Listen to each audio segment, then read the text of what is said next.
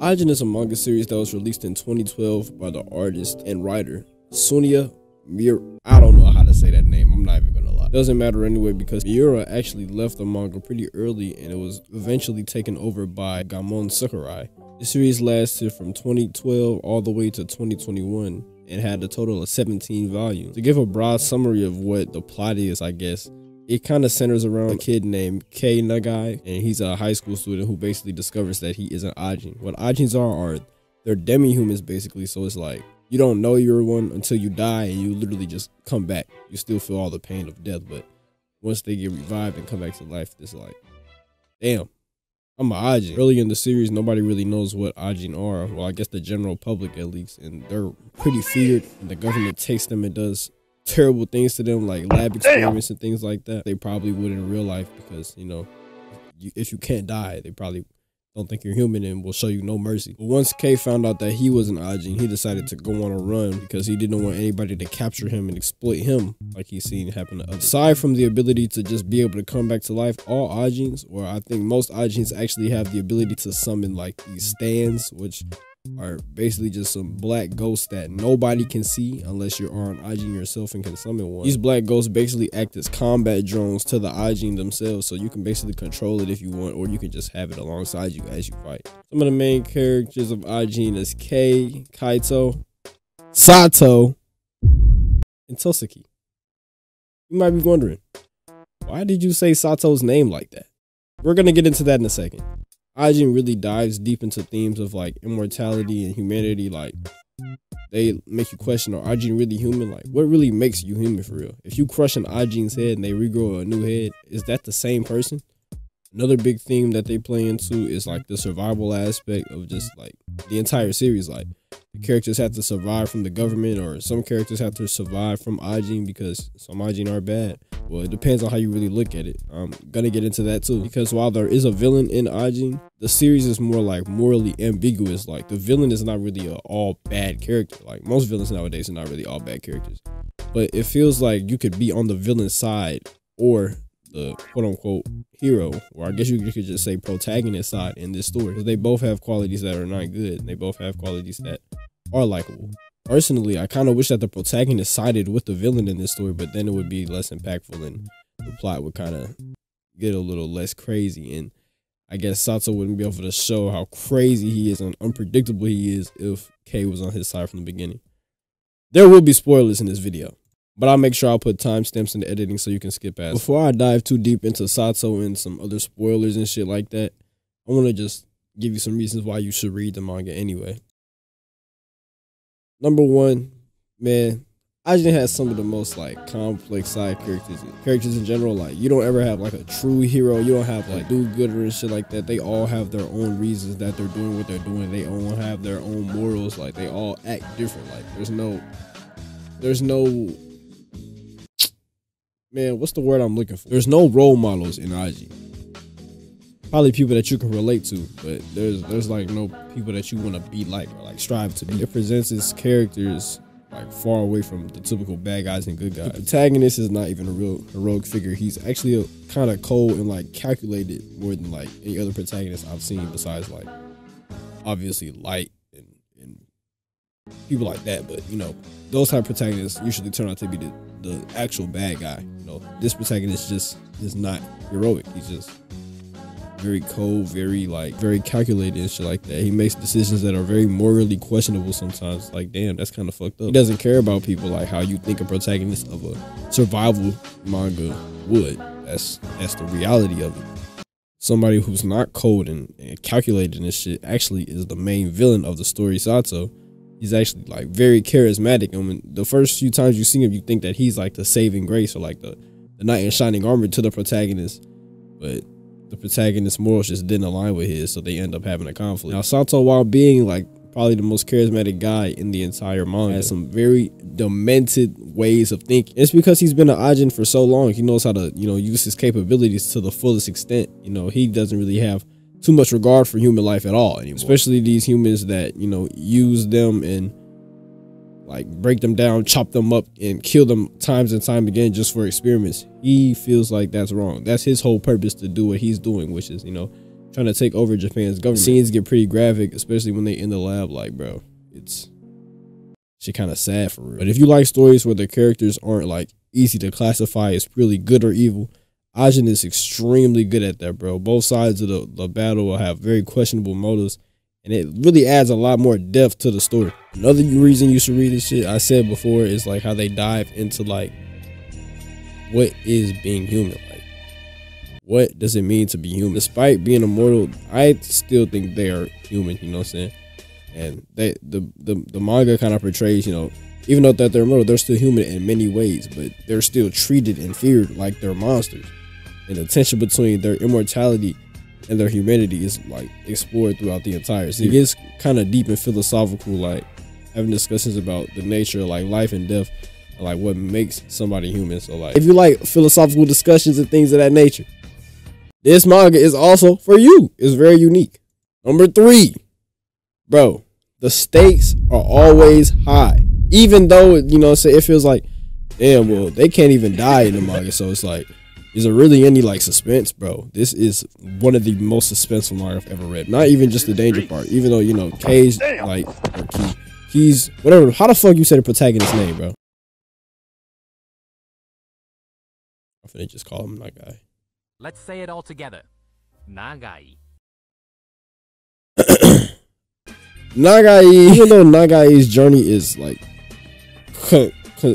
extremely dangerous, it's constant danger. He's constantly being hunted down by the government. He's constantly being hunted down by the military. He's constantly being hunted down by other demi-humans because, you know, he's battling with. The manga is very witty. Like, it's the way that he outsmarts them. It's the way that he escapes, the way that he plays it. Because keep in mind, if the government captures him, he's gonna be put in infinite torture. If just because you can't die doesn't mean he can't feel pain. He feels every ounce of pain that a regular human feels. I would honestly rather die than be an Ajin and be caught, bro, because imagine you just get shot all over your body, stabbed all over your body, holes drilled in your head, poisoned over and over and over and over every single day, bro.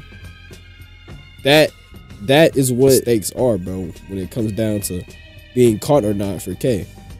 So his entire survival depends on him being smarter than the enemies, who often have a lot more battle experience and IQ and are stronger than him in general. If you want something that's gonna keep you on the edge of your seat, like strategy and twist and action-packed shit, bro, this manga will not disappoint you with that either. The depth and the dark themes, bro, like in the action alone, bro. This manga goes way beyond like surface level action, bro, and it really dives into like psychological aspect of the fights too, bro. Especially Nagai, because, you know, he's still a kid, bro. Like, killing people, he don't even like want to kill people and shit like that. Like, he has to like detach from his own humanity while Sato manipulates the fear and chaos around him, you know, to achieve his goals. Like, Sato wants to take over the world, bro. In the action sequences with Sato, any action sequence with Sato, bro, it just seems like this nigga is scared of nothing at all, bro. He's so fearless, bro. Like, okay, let me explain something. Like, one way that you can capture Ajin pretty easily is tranquilizer darts. This becomes a big part of the series. Tranquilizer darts, bro. I remember there was this one scene where Sato's fighting like 8 people, bro. Somebody hit him with a tranquilizer dart. This nigga just cut the arm off. Can't do that. And kept it pushing, bro. Literally cut his arm off and kept it pushing, bro. I ain't got to do and then somebody shot him in the neck with a tranq dart. He literally shot himself in the head, like to like get rid of the effect, and just kept boxing them niggas, bro. It's crazy what you can do with his power set, like how long he's had it, because he really knows how to utilize it to his best ability. He's trained military too, so you know, he's always been an action guy. Like, he literally just wants to fight. He's bored. That's not why he's doing this, but I feel like it kind of is. You know, Sato's main goal is to take over because Ajin are being discriminated against and worse than slaves. But he literally is doing this just because he wants to have fun doing this. He wants an action-packed life. He wants to kill things. And when he got his powers, it just felt like, oh, now I can restart the game. Every time I die, I can just respawn. He thinks of it as like putting in a new coin in the arcade game. They literally showed this in his backstory. One of the best things about the manga that I haven't mentioned yet also it's the pacing, bro. It's never really slow. The plot constantly moves forward. Like, it's constantly high stakes. When you think it's slowing down, something else happens. Like, there was points in time where I was reading it and I took like a 2 or 3 day break, and I'm like, bro, this shit getting slow. Then something happens, same chapter. I say that to myself. If you ever feel like it's slowing down for some reason, which you shouldn't, because it should be like a new hook like that hits you and keep you reading it every like 3 chapters, 2 chapters. If you ever feel like it's slowing down, bro, just read to the next chapter. You will not regret that shit, bro. It just keeps going forward. It's so high stakes and like fast paced at times that sometimes you're like, damn, bro, can they chill? Like, some of the shit that happens, it just feels like it comes out of nowhere, but also they structure it so it all comes together and makes sense in the end. It's a crazy manga, bro. So you can't ever really feel like, damn, this shit happened out of nowhere, because they kind of give you that tone ever since like the first chapter. My last point, and the point I'm kind of making in this entire video, bro, a reason that you should read this manga, the villain alone. You know, I personally think Sato is the most underrated villain in all of any manga, bro. Anime and manga, bro. You got people like Aizen, you got people like Madara, you got motherfuckers like shit, I don't know, Frieza, bro. Sato is one of the best villains I have ever laid my eyes upon. Like, just reading something, like, really, he's just like one of the like best villainous characters that you could ever write, bro. He's so unpredictable. Everything he does is crazy. Everything he does is like to keep you more intrigued every time he comes on scene, every time he's on the screen, or every time that he's on the page, on the panel, you know something crazy is gonna happen, or you know like some cool ass piece of dialogue is finna come through. He is the sun shining on the series, even though the series is already good. I wouldn't even say the cherry on top, because he's more than that, bro. He's like the base, like damn near. Excuse me while I glaze real quick. One reason why Sato is him, bro, he has like such a eerie calmness, like, and charisma that makes him hella terrifying. Because when you do it, when somebody does the shit that he does, like just killing people all the time, killing himself, like the way his mind is in battle is so fucked up. And then when he chill, like even in battle, he's charismatic, he's smiling and stuff. You're trying to take his head off. Like, somebody would be the most emotional they could be in a fight against him, like crying and trying to, and he would just be chilling and like smiling and having fun. It's like playing a game with him. He never loses his cool.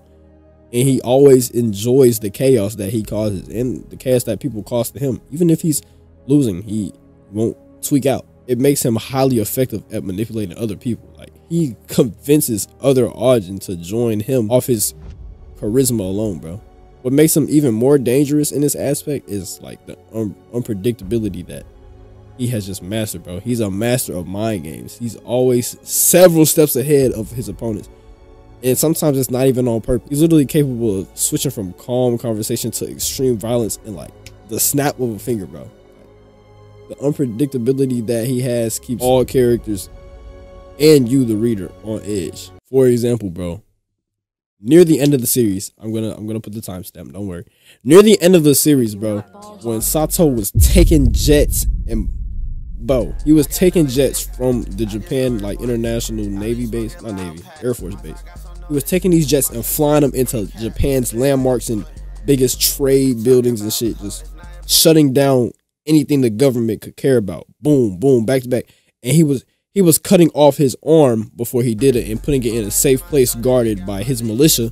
So every time that he blew up his entire body in that jet that he just flew into a landmark, 9/11 and some shit, he respawns back at the base. So K Nagai's team gets, you know, they understand what he's doing, so they breach it. They outsmart the army. They get in. They take his arm, and while he's flying a jet into the next landmark, they time it so when he blows himself up, I think they put his arm into like I think they took like, I don't even know. It was like an irrigation pipe. They put his arm into an irrigation pipe, so when he respawns, he'll literally just be stuck in the ground, like suffocating for life, for eternity, for as long as he will live. They put it in there. He's seconds away from hitting the next landmark. This nigga Sato just goes, nah, I think I'm gonna do my own thing. He gets bored, so he turns the plane around and flies back to the Air Force base because he wanted to fight the guy head on. He had the entire plan in his hands perfectly. He was gonna win. He just decided, nah, I don't want to go back to the base. It's shit like this that makes him one of the best villains ever, bro. Imagine being the guy, you're just sitting like waiting for the plane to crash, waiting for this nigga to respawn. You think you have him, you think it's game. You just see him coming back in a plane. Fucking plane. A fucking military jet waving at you, smiling through the window. Bro, I'm shitting myself, bro. What the fuck do you even do in that situation? Another reason Sato is like, go, bro. His love for chaos, like the way that he views life as a game, like I was just saying, bro, it's a key aspect of his personality, bro. For him, like the entire world, like everything that he's doing is literally just a playground. Like the battles he has is like just entertainment to him. He's just having fun doing all this shit. This attitude is like very unnerving because it shows how disconnected he is from a typical human's emotions and morality, which kind of pushes towards what makes you a human. But no other Ajin is like this for real. They're all human except for Sato.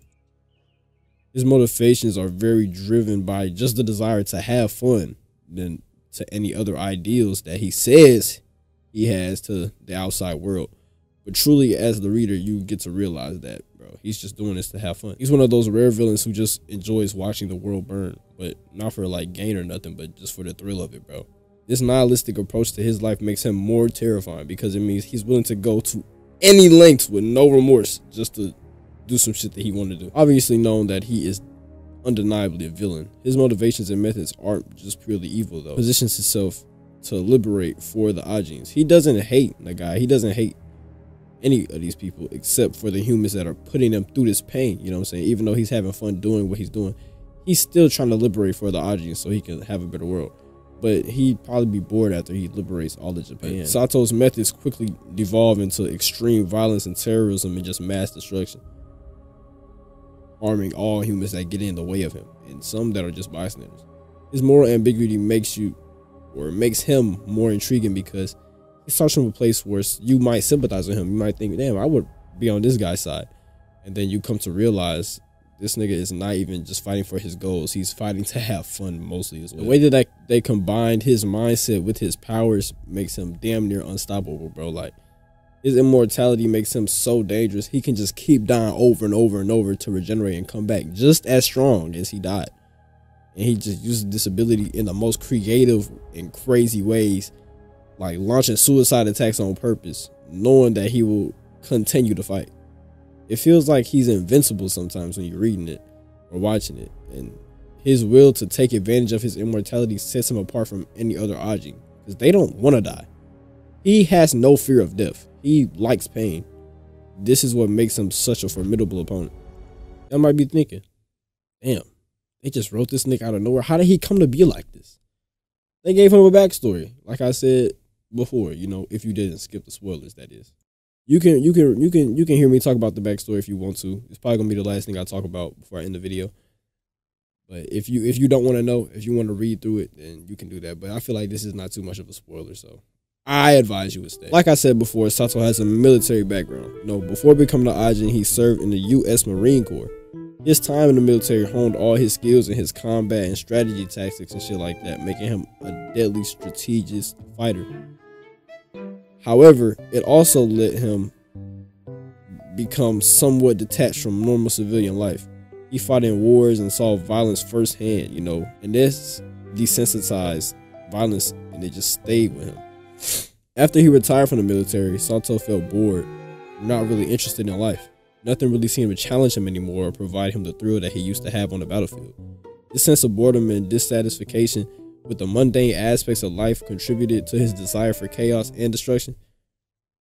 Becoming an Ajin gave him a second chance at the excitement that he craved. Like, he could now have a never-ending battle where he could fully indulge in all the violence without any consequences. The last part of the backstory that they included, which seemed kind of crazy to me, not crazy, but fell in place perfectly, is, you know what I'm saying, he loves gaming. His military background ties into his love for video games. And he literally compares almost all his actions to just being in a game where the stakes are high. He's just playing for fun. This gamer mindset reflects his detachment from reality, treating life as a game, and how he views the world as something that he can manipulate and play with for his own fun. He a great villain because he combines like his charisma and intelligence and his nihilistic way of life in a way that makes him very like terrifying. His mind being so strategic and detached from humanity, and his love for chaos makes him like damn near invincible. He doesn't follow no type of villain tropes, you know, and his motivations are more about self-interest and entertainment than the power of revenge or anything like that, which makes him feel so much more unique than most other antagonists. His unpredictability and his creativity make him a character that you can either hate or look forward to seeing. You never know what he's gonna do next. And the way that he's detached from the value of life adds a lot more depth to his role, making him a character that lingers in your mind way long after the story ends, bro. That's why I'm talking about him today. I finished Ajin like last school year, bro. I don't know how long this video is gonna be. I'm probably gonna get to editing right now. I love y'all, man. Thank y'all for staying to the end of the video. Make sure you like, make sure you comment. You know what I'm saying? Any other manga that you want me to read or talk about, I'll be reading y'all comments, man. I really do. I'm gonna start reading a lot of the manga that y'all recommend. Don't give me a long ass list though, because I have other comments to get to. So if you give me 10 and somebody else give me 10, and like people keep gonna give me 10, it's too difficult for me to get through the list, bro. But yeah, thank y'all for watching, man. Subscribe, like, comment, join Bliss. I love you guys, man. See you guys later. Or talk to you guys later. You guys can't see me.